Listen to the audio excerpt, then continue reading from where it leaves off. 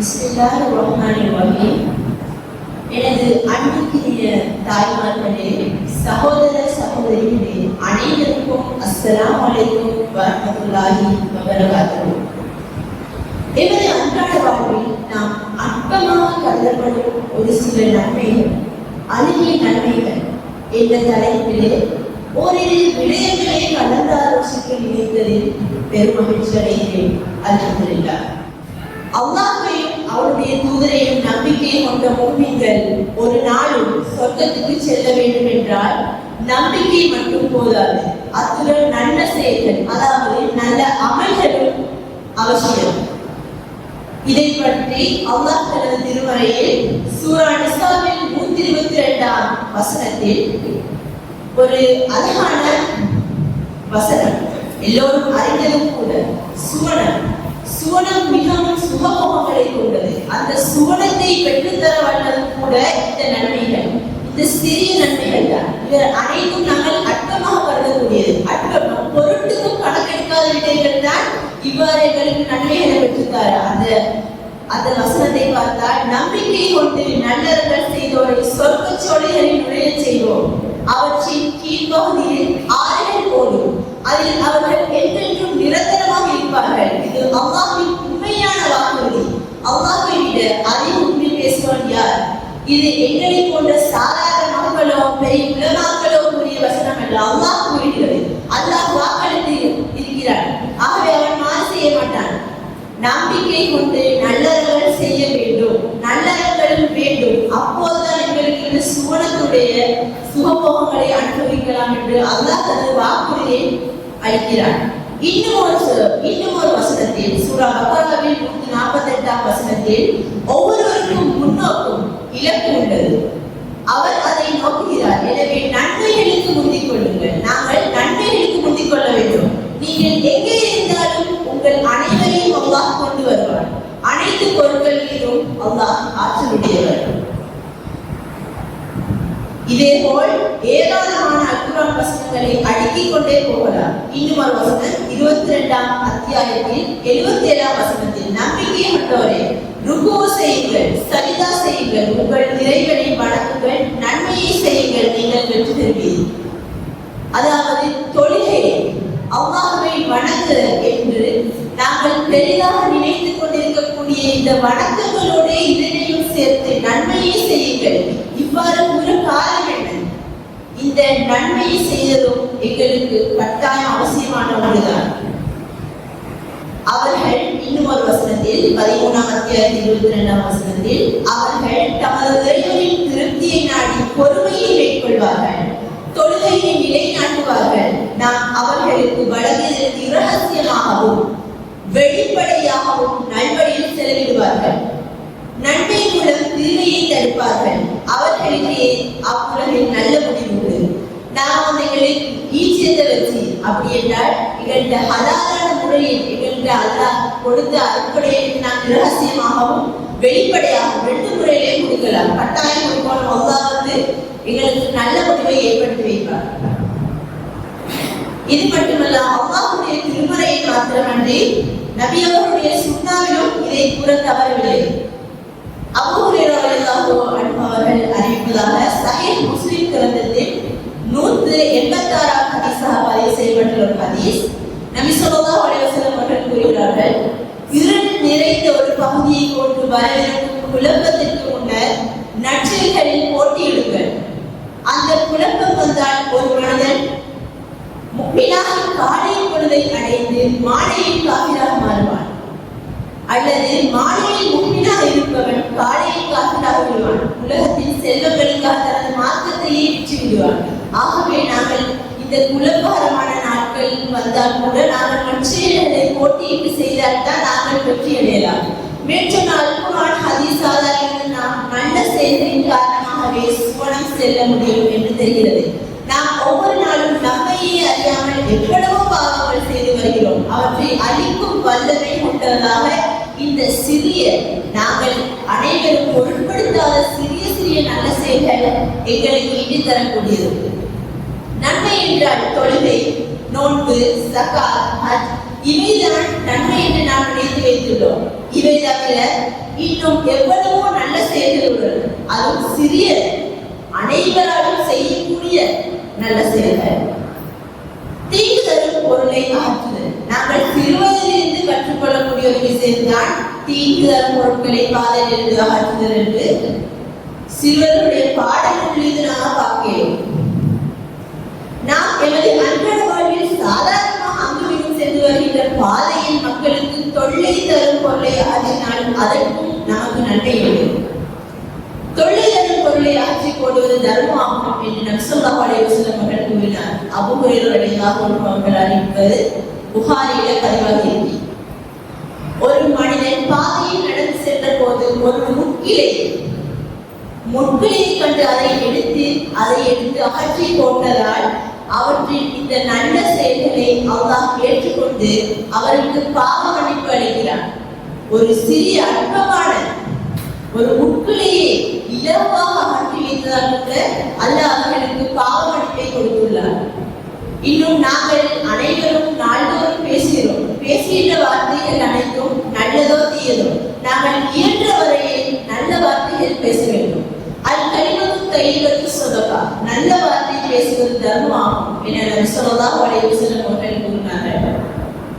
தேவையற்ற பேச்சுக்களை பேசாமல் நல்ல வார்த்தைகளை பேசுவதால் அதிக நன்மையை நாங்கள் அடைய முடியும். மற்றவர்களுக்காக பிரார்த்தனை செய்தல். நாங்கள் சென்ற இடத்தை பார்த்தோம்.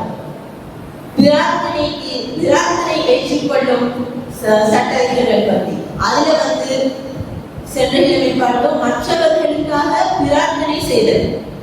அவ்வாறு எத்தனையோ மக்கள் எங்களுக்காக துவா செய்யுங்கள் சொல்றோம். நாங்கள் வேண்டுமென்றோ அறியாமலோ மறந்து விடுகிறோம். எங்களுக்கு இதற்கான கூலி அறிந்திருந்தால் நாங்கள் அவ்வாறு செய்ய மாட்டோம். மற்றவருக்காக நாம் துவா செய்தால் அதற்காக அதிக நன்மையை கிடைக்கிறது. எத்தனையோ பேர் நம்மிடம் துவா செய்யும்படி சொல்லி இருப்பார்கள். அதை நாம் அலட்சியப்படுத்தாமல் நம்முடைய வாழ்வில் செயல்படுத்த வேண்டும். இதை நாம் வாழ்வில் கடைபிடிப்பதன் மூலம் எங்களுக்கு என்று சாட்டப்பட்ட மலக்குமார்கள் எங்களுக்கு துவா செய்வார்கள். நாங்கள் செய்வதை போல எங்களுக்கு என்று சாட்டப்பட்ட மலக்குமார்கள் எவ்வளவு தூயவர்கள் அவர்களே எங்களுக்கு துவா செய்வார்கள். எவ்வளவு பெருமதியான துவா! அந்த துவாவை நாங்கள் பெற்றுக்கொண்டு நடக்கக்கூடிய நல்ல முன்னிகளாக வாழ வேண்டும் என்று இருக்க வேண்டும். ஒரு மனிதன் ஒரு மனிதன் தன்னுடைய சகோதரனுக்காக மனைவியில் துவா செய்தால் உனக்கும் அவ்வாறே ஏற்படட்டும் என்று மாணவர்கள் அவருக்காக வேண்டுவார்கள் என்று நபி ஸல்லல்லாஹு அலைஹி வஸல்லம் அவர்கள் கூறினார்கள். அறிவிப்பவர் அபூ தர்தா ரலியல்லாஹு அன்ஹு. அபூ தாவூதில் 1534 ஹதீஸாக பதிவாகிறது. அல்லாஹ்வை நினைவு கூறுதல். நாங்கள் தினம் தினம் அல்லாஹ்வை நினைவு கூறுவோம், தொழுகிறோம், ஓதுகிறோம். ஆனால் இந்த நாங்கள் பொருட்படுத்தாமல் இருக்கின்ற சில விடயங்களில் கூட அல்லாஹ்வை நினைவுபடுத்த முடியும். எந்த சிரமமும் இல்லாமல் ஒரு சிறிய 2 வார்த்தை சுப்ஹானல்லாஹி வ பிஹம்திஹி சுப்ஹானல்லாஹில் அலீம் என்று கூறினால் அந்த வார்த்தைகள் அதிக நன்மையை பெற்று தரக்கூடியது. அபூ ஹுரைரா ரலியல்லாஹு அன்ஹு அவர்கள் புகாரியில் 7563வது ஹதீஸாக பதிவு செய்யப்பட்டுள்ள இந்த செய்தி 2 வார்த்தைகள் நாவுக்கு எளிதானதாகவும் நன்மையின் தராசில் கனமானதாகவும் இருக்கின்றன. அவை சுப்ஹானல்லாஹி வ பிஹம்திஹி சுப்ஹானல்லாஹில் அலீம் என்று நபி ஸல்லல்லாஹு அலைஹி வஸல்லம் அவர்கள் கூறினார்கள். பாருங்கள் எவ்வளவு அற்பம்! ஒரு செகண்டோ 1 செகண்ட்கள் தான் போகும் இந்த 2 வசனங்களை கூறுவதற்கு. ஆனால் எங்களுக்கு எவ்வாறான நன்மைகள்! இன்னும் நபி ஸல்லல்லாஹு அலைஹி வஸல்லம் அவர்களுடைய சுன்னாவில் புகாரி நூலில் 6408வது ஹதீஸில் ஒரு நீண்ட ஹதீஸ். அல்லாஹ் அவனுக்காகவே சில மலக்குமார்களை ஏற்படுத்தி வச்சிருக்கிறார். அல்லாஹ் அவங்களை அனுப்பி உலகத்துக்கு அனுப்பி தெருவா போய் எங்களை நினைவு கூறுவர்களை பார்த்து வாருங்கள் என்று அனுப்புவார்கள். அப்போது அந்த மலக்குமார்கள் சுற்றி திரிந்த ஒவ்வொரு அல்லாஹ்வை நினைவு மக்களே உங்களுக்கு உதவி செய்ய வாருங்கள் சொல்லி அவர்கள் சுற்றி வருவார்கள். அப்போது அல்லாஹ் எல்லாவற்றையும் அறிந்தவர். ஆனாலும் அல்லாஹ் ஒரு கேள்வியை கேட்கிறான். அவர்கள் அந்த அல்லாஹ்வை நினைவு கூறுகின்ற மக்கள் என்ன கேட்கிறார்கள்? என்று கேட்கிறார்கள். அவர்கள் அல்லாஹ் யா அல்லாஹ்வே, அவர்கள் உன்னை தூய்மையானவன் என்று கூறி துதிக்கின்றனர், உன்னை பெருமைப்படுத்திக் கொண்டு உன்னை புகழ்ந்து கொண்டு உன்னை போற்றிக் கொண்டு இருக்கின்றனர் என்று மாணவர்கள் கூறுவார். அதற்கு இறைவன் அவர்கள் என்னை பார்த்ததுண்டா என்று கேட்பார். உண்மையில் பார்த்ததில்லை. அப்போது அல்லாஹ் மனமன இன்னும் ஒரு கேள்வி கொடுக்கிறான் மலக்குமார்களிடத்தில். அவர்கள் என்னை பார்த்திருந்தால் எவ்வாறு இருக்கும்? என்னை பார்க்காமலே இவ்வாறு நினைவு கூறுவார்கள். என்னை பார்க்காமலே இவ்வாறு நினைவு கூறுவார்கள். என்னை பார்த்திருந்தால் எவ்வாறு நினைவு கூறுவார்கள்? அப்போது மலக்குமார்கள் உண்மையானையாக அவர்கள் இன்னும் உன்னை அவர்கள் பார்த்திருந்தால் இன்னும் அதிகமாக உன்னை வழிபடுவார்கள், இன்னும் கூடுதலாக உன்னை போற்றி புகழ்ந்து துதிப்பார்கள் என்று பதிலளிப்பார்கள். அல்லாஹ் இறைவன் இன்னும் ஒரு கேள்வியை மாணவர்களிடம் கொடுக்கிறான். என்னிடம் அவர்கள் என்ன வேண்டுகின்றனர் என்று கேட்கிறார்கள். அதற்கு மலக்குமார்கள் சுவனத்தை தான் கேட்கிறார்கள். அதற்கு இறைவன் அந்த சுவனத்தை அவர்கள் பார்த்ததுண்டா என்று இல்லையாகவே அவர்கள் பார்க்கவில்லை. உன் மீதானையாக அதிபதியே அவர்கள் அதை பார்ப்பதில்லை என்பர்.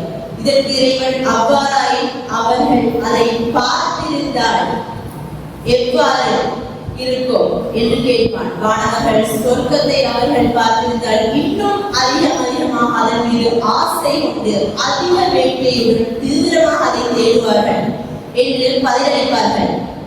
இறைவன் அவர்கள் எதிலிருந்து என்னிடம் பாதுகாப்பு கோருகின்றனர் என்று கேட்டபோது மாணவர்கள் யா அல்லாஹ்வே, அவர்கள் நரகத்தை விட்டு அதிகமாக பாதுகாவல் தேடுகிறார்கள். அந்த நரகத்தை அவர்கள் பார்த்ததுண்டா? இறைவன் யாவற்றை மறைத்தவன், ஆனாலும் கேள்வி கேட்கிறான். மாணவர்களிடம் அவர்கள் பார்த்ததுண்டா? இல்லை. பார்த்திருந்தாலும் என்ன ஆகும்? நிச்சயமாக அதிலிருந்து கடுமையாக வெறுத்தோடுவர்களாகவும் அதனை மிகவும் அஞ்சுபவர்களாகவும் இருப்பான் என்பார். அப்போது இறைவன் ஆகவே மாணவர்களே, அவர்களை நான் மன்னித்து விட்டேன் என்பதற்கு உங்களை நான் சாட்சியராக ஆகிறேன் என்று கூறுவான். பாருங்கள், இறைவனை நினைவு கூறுவதாலேயே அல்லாஹ் மாணவர்களிடமே கூறுகிறார், நான் அவர்களை மன்னித்து விட்டேன். இதுவும் ஒரு நல்லவர்கள் தான். அந்த வானவர்களிடையே உள்ள ஒரு வானவர் அந்த குழுவினரிடையே அமர்ந்திருந்த இந்த மனிதன் உன்னை போற்றுகின்றான் அல்ல, அவர்கள் உள்ளவன் அல்ல, அவர் ஏதோ தேவை நிமித்தமாகவே அங்கே வந்தார் என்பார். அதற்கு இறைவன் அவர்கள் ஒன்றாக அமர்ந்துள்ள நண்பர்கள் அவர்களுடன் வந்து அமர்ந்த ஒருவன் அவர்களால் நட்பேறு பெறுவானே தவிர தீயவனாக மாட்டான் என்று கூறுகிறார். பாருங்கள், அல்லாஹ்வை நினைவு கூறுவதால் எவ்வளவு ஒரு ஈடேற்றம். பாவ மன்னிப்பை அல்லாஹ் தருவதாக கூறுகிறார். இதுவெல்லாம் எங்களுக்கு சிறிய கிடையாது. முன்னர் பார்த்ததுமாய் சுப்ஹானல்லாஹ் வ பிஹம்திஹி சுப்ஹானல்லாஹில் அலீம் சிறிய வார்த்தைகள், இதனாலேயே பெரிய பெரிய நன்மைகள் எங்களுக்கு கிடைக்கின்றன. இன்னும் ஒரு ஹதீஸில் அபூ ஹுரைரா ரலியல்லாஹு அன்ஹு அவர்கள் அறிவிக்கிறார்கள், முஸ்லிம்ல பதியப்பட்டுள்ள ஒரு ஹதீஸ். அல்லாஹ் நினைவு கூர்ந்தபடி மக்கள் ஒரு சபையில் அமரும் போது வானவர்கள் அவர்களை சூழ்ந்து கொள்கின்றனர். இறை கருணை அவர்களை அரவணைத்துக் கொள்கின்றனர். அல்லாஹ் அவர்களை பற்றி தனது அவையில் தன்னிடம் இருப்பவர்களிடம் பெருமையாக புகழ்ந்தபடி நினைவு கூறுகிறார் என்று நபி ஸல்லல்லாஹு அலைஹி வஸல்லம் அவர்கள் கூறினார்கள். அல்லாஹ் அவருடைய சபையில் பெருமையாக பேசக்கூடிய வாய்ப்புகளுக்கு கிடைக்கின்றதும் இந்த நன்மையான காரியங்களால் தான். இன்னும் சலாம் கூறுதல். இன்னும் முஸ்லிம்கள் என்று கூறிக்கொண்டு சிலர் சலாம் கூறலை வெட்டி தடை முடித்து செல்கின்றனர். ஒரு அற்பமான ஒரு சலாம், ஆனால் சலாம் கூறுதல் இஸ்லாத்தின் சிறந்த செயல் என்பதை அவர்கள் விளங்கவில்லையோ அல்ல. ஒரு மனிதன் நபி ஸல்லல்லாஹு அலைஹி வஸல்லம் அவர்கள் இஸ்லாத்தில் சிறந்தது எது என்று கேட்டார். அதற்கு நபி ஸல்லல்லாஹு அலைஹி வஸல்லம் அவர்கள், நீர் மக்களுக்கு உணவளிப்பதும் அறிந்தவருக்கும் அறியாதவருக்கும் நீர் சலாம் கூறுவதாகும் என்று கூறினார்கள். அப்துல்லாஹ் பின் அம்ர் ரலியல்லாஹு அன்ஹு அவர்கள் அறிவிக்கிறது, புகாரியில 12வது ஹதீஸா பதிவு செய்யப்பட்டிருக்கிறது. நாங்கள் அறிந்தவர்களுக்கும் அறியாதவர்களுக்கு தாரத்தை தெரியாமலேயே அவர்களுக்கும் நாம் சலாம் சொல்லணும் கட்டாயம். சலாம் தானே எல்லாருமே நாம் பரப்போம் எங்களுடைய சலாமை. இன்னும் ஒரு ஹதீஸ், இப்ராஹிம் முஸ்லிம் ரலியல்லாஹு அன்ஹு அவர்கள் அவர்கள் அறிவிக்கிற ஒரு ஹதீஸ். ஒரு மனிதன் நபி ஸல்லல்லாஹு அலைஹி வஸல்லம் அவர்களிடம் வந்து அஸ்ஸலாமு அலைக்கும் என்று கூறிவிட்டு ஒரு சபையில் அமர்ந்து கொண்டிருக்கிறார். அவர் அமர்ந்துடனே நபி ஸல்லல்லாஹு அலைஹி வஸல்லம் அவருக்கு பதிலை கூறிவிட்டு இவருக்கு 10 நன்மை கிடைத்துவிட்டது. இன்னொரு மனிதர் வருகிறார். அஸ்ஸலாமு அலைக்கும் வரஹ்மத்துல்லாஹ் என்று கூறிவிட்டு சபையில் அமர்ந்து கொண்டார். நபி ஸல்லல்லாஹு அலைஹி வஸல்லம் அவர்கள் இவருக்கு 20 நன்மை கிடைத்துள்ளது என்கிறார். இன்னொரு மனிதர் அஸ்ஸலாமு அலைக்கும் வரஹ்மத்துல்லாஹி வபரகாத்துஹு என்று முழுமையாக கூறுகிறார். அவர் அமர்ந்து கொண்டபின் அவருக்கு அல்லாஹ் நபி ஸல்லல்லாஹு அலைஹி வஸல்லம் அவர்கள் பதில் கூறினபின் இவருக்கு 30 நன்மைகள் கிடைத்துவிட்டது என்று கூறுகிறார்கள். ஒரு சிறிய அஸ்ஸலாமு அலைக்கும் வரஹ்மத்துல்லாஹி வபரகாத்துஹு என்ற சிறிய வசனத்தின் மூலம் எங்களுக்கு 30 நன்மைகளை பெற்றுத்தரவல்ல இந்த பாக்கியம் இந்த சலாத்தினாலே எங்களுக்கு கிடைக்கின்றது. ஆனாலும் நாங்கள் அதை பொருட்படுத்தாமல் தட்டி கழிக்கிறோம். அப்துல்லா இப்னு சலம் என்பவர் கூறிய ஆதாரம் திருமதி கிரந்தத்தில் பதிவாகியுள்ளது. மக்களே, சலாம் சொல்வதை உங்களுக்கிடையே கூறுவதன் மூலம் பரப்புகள், உறவினர்களோடு சேர்ந்து வாழுங்கள், உணவளியுங்கள். மேலும் இரவில் மக்கள் தூங்கும் போது நீங்கள் எழுந்து தொடுங்கள். அப்போது நீங்கள் சுவர்க்கத்தில் அமைதியுடன் நுழையலாம் என்று நபி ஸல்லல்லாஹு அலைஹி வஸல்லம் அவர்கள் கூறினார்கள். சலாம் சொல்வதை உங்களுக்கிடையே கூறுவதன் மூலம் பரப்புங்கள் என்று கூறுகிறார். அப்போது எங்களுக்கு வந்து சுவர்க்கம் நுழையலாம். பிற முஸ்லிமை பார்த்து புன்னகை செய்தல். ஒரு புன்னகை, வழியில் நாம் சந்திக்கும் ஒரு முஸ்லிமை பார்த்து நல்ல எண்ணத்துடன் புன்னகைத்தால் அதற்கும் எங்களுக்கு நன்மை கிடைக்கும் என்பது மாற்று கருத்தில்லை. அபூ தர் ரலியல்லாஹு அன்ஹு அவர்கள் அறிவிக்கிறார்கள், முஸ்லிம் கிரந்தத்தில் 5122வது ஹதீஸில், உன்னுடைய சகோதரனுடைய முகத்தை பார்த்து நீ சிரிப்பது கூட உனக்கு நன்மையாகும் என்று நபி ஸல்லல்லாஹு அலைஹி வஸல்லம் அவர்கள் கூறினார்கள். நல்ல எண்ணத்துடன் ஒருவரை பார்த்து புன்னகைப்பது எங்களுக்கு ஏதாவது குறைந்து விடுமா? இல்லை, ஒரு புன்னகையாலே எங்களுக்கு இவ்வளவு நன்மை கிடைக்கிறது. நாங்கள் கட்டாயம் அவ்வாறு செய்ய வேண்டும். எங்களுடைய வாழ்வில் அதனை ஒட்டி நடைமுறைப்படுத்திக் கொள்ள வேண்டும். கால்நடைகளின் மீது இரக்கம் காட்டுதல். கால்நடைகள் எப்பொழுது அற்பமான பிராணிகளும் காணப்படுகின்றன. ஆனாலும் அதற்கு கூட நாம் மதிப்பளித்து அதற்கு இரக்கம் காட்டணும். ஒரு மனிதன் இன்னொரு மனிதனிடம் காட்டும் அன்புக்கும் நன்மைகள் கிடைப்பது போல விலங்கினத்தின் மீது இரக்கம் காட்டினால் அதற்கும் நன்மை உண்டு என்று இஸ்லாம் கூறுகிறது. கால்நடைகளுக்கு சூடு வைத்தல், போட்டியில் அது தோல்வியிட்டால் அதனை கொள்தல் போன்ற எத்தனையோ சம்பிரதாயங்கள் இருந்து வருகின்றன. இவை அனைத்தையும் இஸ்லாம் தெளிவுக்கு கொண்டு வந்துள்ளது. இஸ்லாம் ஒரு இலகுவான மார்க்கம். இவ்வாறான மூன்று நம்பிக்கைகள் கூட எடுத்து கடைபிடித்து ஆடக்கூடிய இந்த சமயத்தில் இதை கூட மக்கள் இந்த விலங்குகளை வைத்து கூட சில விடயங்களை செய்வார்கள். நாங்கள் அதற்கு அன்பு காட்ட வேண்டும். அவைகளுக்கு துன்புறுத்த கூடாது.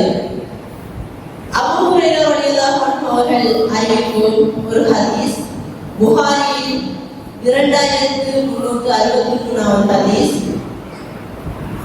நாங்கள் அனைவரும் அறிந்த ஹதீஸ் தான். ஒரு மனிதர் பாதையில் நடந்து கொண்டிருக்கும் போது அவருக்கு அதிகமாக தாகம் ஏற்படுகிறது. சுற்றுமுற்றும் பார்த்தால் ஒரு கிணறு தென்படுகிறது. அவருக்கு தாகம் ஏற்பட்டதால் அவர் அந்த கிணற்றுக்குள்ளே இறங்கி தாகம் தீர தண்ணீர் அருந்திவிட்டு வெளியே வருகிறார். அப்போது ஈர மண்ணை நக்கிய வண்ணம் ஒரு நாயை காண்கிறார். என்னை போலத்தானே இந்த நாய்க்கும் இருக்கும் இந்த தண்ணீர் தாகம் என்று நினைத்து கிணற்றுக்குள்ளே மீண்டும் இறங்கி தன்னுடைய காலணிகளில் தண்ணீர் எடுத்துக்கொண்டு வந்து இந்த நாய்க்கு புகட்டினார். உயிருடைய பிராணி ஒவ்வொன்றின் விஷயத்திலும் அதற்கு உதவி செய்யும் பட்சத்தில் மறுமையில் அதற்கான பிரதிபலன் கிடைக்கும் என்று நபி ஸல்லல்லாஹு அலைஹி வஸல்லம் கூறினார்கள். ஆகவே நாம் கட்டாயம் எமது வாழ்வில் இதை நடைமுறைப்படுத்துவதோடு எங்களுடைய சிறுவர்களுடைய மனதில் கூட ஆழமாக பதிந்து இதை சிறுவரிலிருந்தே நாங்கள் பழக்க வேண்டும். குறைந்த தர்மம் அதிக நன்மைகள். சிறிய தர்மம் நாங்கள் நினைப்பதை போல் பெரிதாக சம்பாதித்து எங்களுக்கு இவ்வளவு இருந்தால் தான் நாங்கள் கொடுக்க வேண்டும் என்று சொல்லி நாங்களே எங்களுக்கு வரையறைகளை போட்டுக் கொள்ளக்கூடாது. நம்மில் அதிகமானோர் தர்மம் செய்யும் விஷயத்தை பற்றி தவறாகவே புரிந்து கொண்டிருக்கிறார்கள். அதாவது அதிகமான பொருளை தான் தர்மம் செய்ய வேண்டும் என்று நினைக்கிறார்கள். அப்படியல்ல, தூய்மையான சம்பாத்தியத்தில் தூய்மையான எண்ணத்துடன் நம்மால் முடிந்ததை தர்மம் செய்தாலும் அதற்கு இறைவனிடம் கூலி உண்டு. நமக்கு அது அற்பமாக தெரிந்தாலும் இறைவனிடம் அது மிக பெரிதாக இருக்கும். நாங்கள் அற்பமாக நினைக்கலாம், ஆனால் இறைவனிடம் அது எவ்வளவு பெரிய விடயம். அல்லாஹ் மிக பெரிதாகத்தான் அதை நினைப்பார். நாங்களே ஒரு கீழ்த்தரமாக எண்ணக்கூடாது. நாங்கள் எங்களுக்கு கிடைத்த அறுப்படைகளுக்கு சிறிய சிறிய விடயங்கள் என்றாலும் ஹலாலான முறையில் நாங்கள் செலவழிக்க வேண்டும். நபி அவர்களுடைய ஹதீஸில் சுன்னாவில் அபூ ஹுரைரா ரலியல்லாஹு அன்ஹு அவர்கள் அறிவிக்கின்ற ஹதீஸ், புகாரியில் 1410வது ஹதீஸ். எவர் முறையான சம்பாத்தியத்தில் ஒரு பேரீச்சம் பழத்தின் அளவு தர்மம் செய்தாரோ அல்லாஹ் பரிசுத்தமானதை தவிர வேறு எதையும் ஏற்றுக்கொள்ள மாட்டான். அதை அல்லாஹ் தனது வளர்க்கலத்தால் என்று குதிரை குட்டியை வளர்ப்பது போல் வளர்த்து மலை அளவுக்கு வளர்த்து விடுவான் என்று நபி ஸல்லல்லாஹு அலைஹி வஸல்லம் அவர்கள் கூறினார்கள். பரிசுத்தமானதால் எங்களால் இயன்றளவு சிறிய நன்மையை நாங்கள் அல்லாஹ்விற்காக செலுத்தினாலே அல்லாஹ்வே வளர்த்து தருவான் என்று இந்த ஹதீஸ் எங்களுக்கு எடுத்து காட்டுகிறது. ஆகவே நாங்கள் சிறிய சிறிய விடயங்களை என்றாலும் நாங்கள் தர்மம் செய்ய வேண்டும். அது எப்போதாவது பெரிதாக எங்களுக்கு பயனளிக்கும். இது போன்ற சின்ன சின்ன செயல்கள் ஏராளமான நன்மைகளை பெற்றுத்தரக்கூடியதாக உள்ளன. அவற்றை நாம் நன்மை செய்யும் நல்லடியர்களாக தீர வேண்டும். இன்னும் அறிவிப்பவர் அபூ ஹுரைரா ரலியல்லாஹு அன்ஹு அவர்கள், ஆதாரம் புகாரி 6023வது ஹதீஸ். இன்னும் ஒரு ஹதீஸ். இந்த ஹதீஸில் நபி ஸல்லல்லாஹு அலைஹி வஸல்லம் அவர்கள் நரகத்தை பற்றி குறிப்பிட்டார். பின்னர் அதனை பாதுகாவல் தேடினார். பின் அவருடைய முகத்தில் திருப்பிக் கொண்டார். மீண்டும் நரகத்தை பற்றி கூறினார், பாதுகாவல் தேடினார், முகத்தை திருப்பிக் கொண்டார். அப்போது சஹாபாக்கள் மத்தியில் ஒரு ஹதீஸை கூறினார், பேரீச்சம் பழத்தின் கீற்றை கொண்டாவது நீங்கள் நரகத்தை விட்டு தப்பிக்க நினையுங்கள், இல்லை என்றால் நல்ல வார்த்தையின் மூலம் நரகத்தை விட்டு தப்பியுங்கள் என்று நபி ஸல்லல்லாஹு அலைஹி வஸல்லம் அவர்கள் கூறினார்கள்.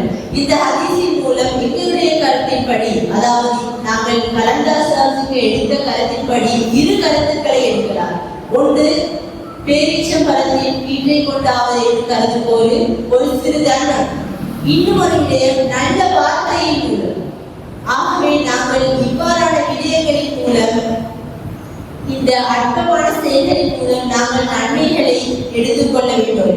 நபி ஸல்லல்லாஹு அலைஹி வஸல்லம் அவர்கள் ரமலான் மாதத்தில் ஜிப்ரீல் அலைஹிஸ்ஸலாம் அவர்கள் இந்த அல்-குர்ஆனை ஓதி காட்ட வரும்போது நபி ஸல்லல்லாஹு அலைஹி வஸல்லம் அவர்கள் வீசும் காற்றை விடவும் வேகமாக தர்மம் செய்யக்கூடியவராக இருந்துள்ளனர். நாமும் அவ்வாறு வாழ்வில் நபி அவர்களின் சுன்னாவை பின்பற்றி நடக்க வேண்டும். இன்னும் ஒரு ஹதீஸில் அபூ ஹாசிம் சலமா பின் தீனார் அவர்கள் கூறியதாவது, புகாரியில் 6036வது ஹதீஸ், ஒரு பெண்மணி நபி ஸல்லல்லாஹு அலைஹி வஸல்லம் அவர்களிடம் புர்தா, ஒரு சால்வை துணியை கொண்டு வந்தார் என்று சஹல் பின் சாத்ரலி அவர்கள் கூறிவிட்டு, புர்தா என்றால் என்ன தோழர்களே என்று கேட்கும்போது புர்தா என்றால் சால்வை என்றனர். அப்போது சஹபலி அவர்கள் அது கரை வைத்து நெய்யப்பட்ட சால்வையாகும்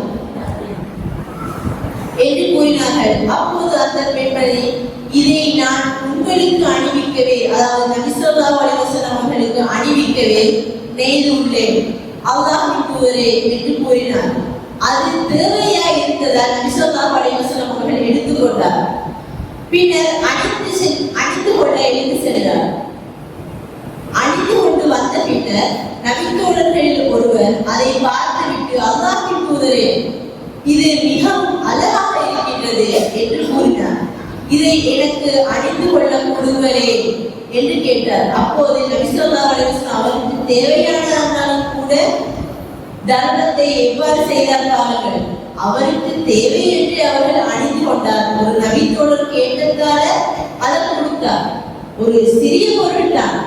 அதற்கு நபி ஸல்லல்லாஹு அலைஹி வஸல்லம் சரி என்று கூறிவிட்டு அவர்கள் அதை கலட்டுவதற்காக எழுந்து சென்று விட்ட போது அந்த தோழரிடம் அவருடைய நண்பர்கள் நீர் செய்வது அழகல்ல, நபி ஸல்லல்லாஹு அலைஹி வஸல்லம் எடுத்தார் என்றால் அவருக்கு தேவை, ஏன் அதை கேட்டீர்கள், அது நல்ல விடயங்கள் அல்ல என்று கூறுகிறார். அதற்கு அந்த நபித்தோழர் நபி ஸல்லல்லாஹு அலைஹி வஸல்லம் அவர்கள் அதை அணிந்திருந்ததால் ஏற்பட்ட பலத்தை வரக்கத்தை நான் உணர்கிறேன், அதனாலதான் நான் அதை கேட்டேன், இறக்கும் போது அதில் கப்பலிடப்படலாம் என்று எண்ணியே நான் அதை கேட்டேன் என்று கூறினார். நபி ஸல்லல்லாஹு அலைஹி வஸல்லம் அவருடைய குணத்தை பாருங்கள். அவருக்கு தேவை என்ற சம்பவத்தின் மூலம் நாங்கள் எடுக்க வேண்டிய கருத்து, அவருக்கு தேவை என்று கூறி பொருட்படுத்தாமல் இன்னும் ஒருவர் கேட்டதால் கொடுத்து விட்டார். இவ்வாறு தர்மம் செய்யக்கூடியவர்களாகவே இருந்திருந்தார்கள். அதுவும் ஒரு சிறிய பொருட்தான், ஒரு சால்வை துணிதான். ஆகவே நாங்கள் எங்களுடைய வாழ்வில் இவ்வாறான சிறிய சிறிய விடயங்களை பொருட்படுத்தாமல் நாங்கள் உதறி செல்லாமல் எங்களுடைய வாழ்வில் இதனை எடுத்து நடக்க வேண்டும். தீங்குதல் பொருட்களை அகற்ற வேண்டும். நல்ல வார்த்தைகளையே பேசி வர வேண்டும். நாங்கள் மக்களிடையே பேசும்போது அதிகமாக பேசல் கூடாது என்று இல்லை, பேச வேண்டும். பேசும்போது நல்லதை மட்டுமே பேச வேண்டும், இல்லாதவர்கள் மௌனமாகவும் இருக்கலாம் என்று நபி ஸல்லல்லாஹு அலைஹி வஸல்லம் கூறியிருக்கிறார்கள். மற்றவர்களுக்காக பிரார்த்தனை செய்ய வேண்டும். யாராவது ஒருவர் வந்து எங்களுக்காக துவா செய்யுங்கள் என்று கூறினால் நாங்கள் மனிதன் என்ற வகையில் மறக்கலாம், ஆனாலும் ஞாபகப்படுத்தி அவர்களுக்காக வேண்டி துவா செய்ய வேண்டும். ஏனெனில் அவர்களுக்காக நாங்கள் துவா செய்தால் எங்களுக்கு என்று பறைசாற்றப்பட்ட மலக்குமார்கள் எங்களுக்கு என்று துவா செய்வார்கள். மலக்குமார்களின் மூலம் எங்களுக்கு துவா செய்யப்படுகின்றன. எவ்வளவு பொறுமதியான துவாவாக இருக்கும். நாங்கள் அதனை மிஸ் பண்ணிவிடக் கூடாது. அல்லாஹ்வை நினைவு கூற வேண்டும். அல்லாஹ்வை நினைவு கூறுவது பெரிய விடயங்கள் இல்லை. அந்த இரு வார்த்தைகள் சுப்ஹானல்லாஹில் அலீம், சுப்ஹானல்லாஹில் அலீம் வ பிஹம்தி. ஸலாம் கூறுதல். நாங்கள் அறிந்திருந்தவர்கள் மாத்திரம்தான் ஸலாம் கூற வேண்டும் என்றில்லை. அறிந்திருந்தவர்கள் அறியாதவர்கள் அனைவருக்கும் நாங்கள் எங்களுடைய ஸலாத்தை உலகத்தில் பரப்ப வேண்டும். பிற முஸ்லிம்களை பார்த்து புன்னகை செய்தல் வேண்டும். ஒரு புன்னகை, எந்த முஸ்லிம்கள் என்றாலும் பரவாயில்லை, நாங்கள் ஒரு புன்னகையை செய்து எங்களுடைய புன்னகையை நாங்கள் அனைவரும் பகிர்ந்து கொள்ள வேண்டும். அதன் மூலம் மக்களுடைய ஒரு நல்லுணர்ச்சி, நல்ல அபிப்பிராயம் கூட ஏற்படலாம். இஸ்லாம் கூறும் அனைத்தும் எங்களுடைய வாழ்வில் எடுத்துக்கொள்ளத்தான். அனைத்துமே சிறிய விடயங்கள் தான், எளிமையான விடயங்கள் தான். எல்லாம் நபியவர்களுடைய சுன்னா. நாங்கள் அதனை எடுத்து நடக்க வேண்டும். கால்நடைகள் மீது இரக்கம் காட்ட வேண்டும். நாங்கள் அறிந்திருக்கிறோம், பூனையை கட்டி போட்ட பெண்மணி நகரத்துக்கு சென்றதையும் நாய்க்கு நீர் புகட்டிய மனிதர் சுவர்க்கத்துக்கு சென்றதையும் நாங்கள் அறிவோம். இன்னும் இவ்வாறான விடயங்களில் நாங்கள் ஈடுபடாவிட்டாலும் நாங்கள் அதுகளுக்கு, அதாவது இந்த விலங்குகளுக்கு நாங்கள் இரக்கம் காட்ட வேண்டும். குறைந்த தர்மத்தில் அதிகமாக நன்மையை பெறக்கூடிய வழிகள். நாங்கள் வந்து எங்களுக்கு கிடைக்கக்கூடிய சொத்து ஒரு எல்லையாக கூறாமல் பேரித்தம் படத்தில் அளவாவது தர்மம் செய்து நாங்கள் சுவனமுடைய வேண்டும். இவ்வாறு நாங்கள் இவ்வளவு போன்ற அனைத்தும் எங்களுடைய அன்றாட வாழ்வில் நாங்கள் கடந்து செல்பவைகள் தான். ஆனாலும் இது எங்களுக்கு நன்மை என்று தெரியாததால் தான் நாங்கள் இதனை கணக்கெடுக்காமல் இது இவ்வளவு பெரிய நன்மையை தராது என்று நினைத்தோ அல்லவோ நாங்கள் இதனை விட்டு செல்கிறோம். ஆகவே நாம் எங்களுடைய வாழ்க்கையில் இதனை எடுத்து நடந்து கொள்ள வேண்டும். என்னையும் உங்களையும் ஈருலக வாழ்விலும் இவ்வாறான நன்மைகளை எடுத்து சுவனம் நுழையும் நல்லடியார்களாக ஆக்கி வைப்பானாக. வாகுவான அல்ஹம்துலில்லாஹி ரப்பில் ஆலமீன்.